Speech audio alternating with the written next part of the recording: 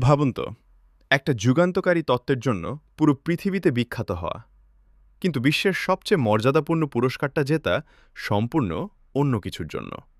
ঠিক এমনটাই ঘটেছিল অ্যালবার্ট আইনস্টাইনের সাথে। আজ আমরা তাকে সবচেয়ে বেশি চিনি তার বিখ্যাত থিওরি অফ রিলেটিভিটি এর জন্য, যে তত্ত্ব আমাদের স্থান, সময় আর মহাকর্ষ সম্পর্কে ধারণাই বদলে দিয়েছিল। কিন্তু যখন তিনি পেলেন নোবেল প্রাইজ ইন ফিজিক্স, তখন সেটি ছিল না রিলেটিভিটির জন্য, কারণ সেই সময়ে নোবেল কমিটি এই তত্ত্বটিকে খুবই নতুন আর বিতর্কিত মনে করেছিল। তাই ১৯২২ সালে আইনস্টাইনকে নোবেল দেওয়া হয় ফটো ইলেকট্রিক ইফেক্ট ব্যাখ্যা করার জন্য, একটি আবিষ্কার যা পরে কোয়ান্টাম পদার্থবিজ্ঞানের ভিত্তি গড়ে তুলতে বড় ভূমিকা রাখে। একজন মানুষ যিনি মহাবিশ্বকে নতুনভাবে বুঝতে শিখিয়েছিলেন, তার নোবেল এসেছিল আলোর রহস্য উন্মোচনের জন্য।